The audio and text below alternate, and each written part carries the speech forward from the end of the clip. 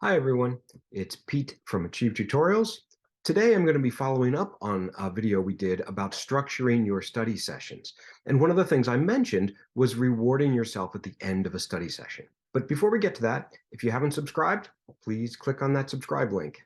Okay, today we're going to talk about three different types of reward-based studying, but let's talk about reward-based studying in general first.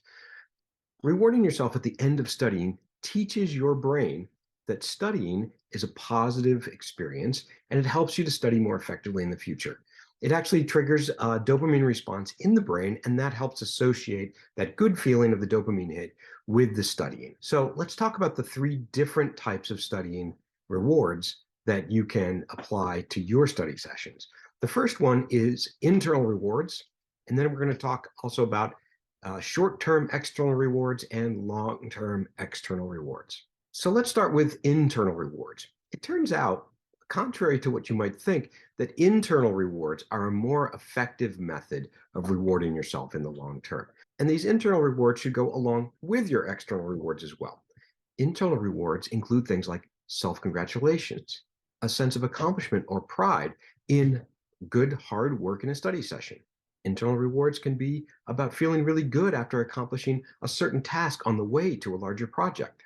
You can write yourself a congratulatory note, just a short note saying, hey, really good job in this study session. You can share those successes in your studying with family and friends. Whatever you choose, recognizing that your hard work has paid off in a study session is really valuable. Okay, let's move on to some short-term study rewards. These are rewards that you would give yourself after an intensive 30 or 45-minute study session. Something small and manageable, but something you really enjoy. It could be a decadent snack. It could be a stroll around the neighborhood. It could be listening to your favorite song, or playing a short video game in a really controlled, limited session, or watching one short episode of your favorite show.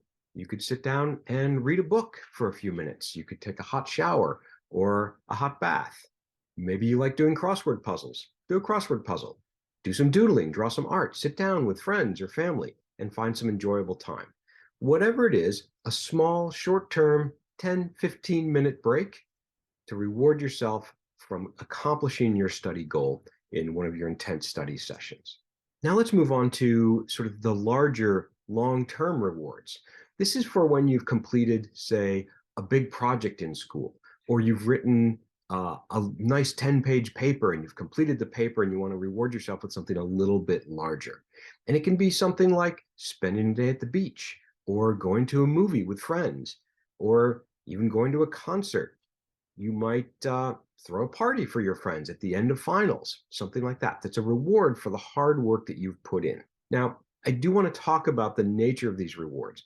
The first thing you want to do is make sure that these rewards are something that you actually value, that you really enjoy. Second, make sure that you reserve these rewards for only when you're finished with your task, when you're finished with studying. For example, if your favorite candy are Kit Kat bars, don't have Kit Kat bars except after you're done with your short study session. That way, you will associate the Kit Kat bar, the reward, with the studying, and otherwise it would just dilute the effect and it wouldn't be that effective. I also want to point out that these rewards are not an excuse for procrastinating. You don't want to reward yourself before you've completed a task. You only want to reward yourself afterwards. So don't use these as an excuse to not get to your task at hand. For example, if you love reading, sitting down and reading a book and delaying starting your homework is not the right way to go about it. You finish your work, you finish your studying, and then you go to your favorite book. And finally, I'd like to point out that rewards are really, really personal. So a reward for someone like, hey, a quick workout in the gym might actually be torture for someone else. So make sure you're picking something that you really do enjoy. All right. I hope that helps. Please subscribe, and I will see you next time. Thank you for watching. And for more information, you can go to our website for more videos on our blog, or subscribe to our YouTube or Instagram feeds. And don't forget, aim higher.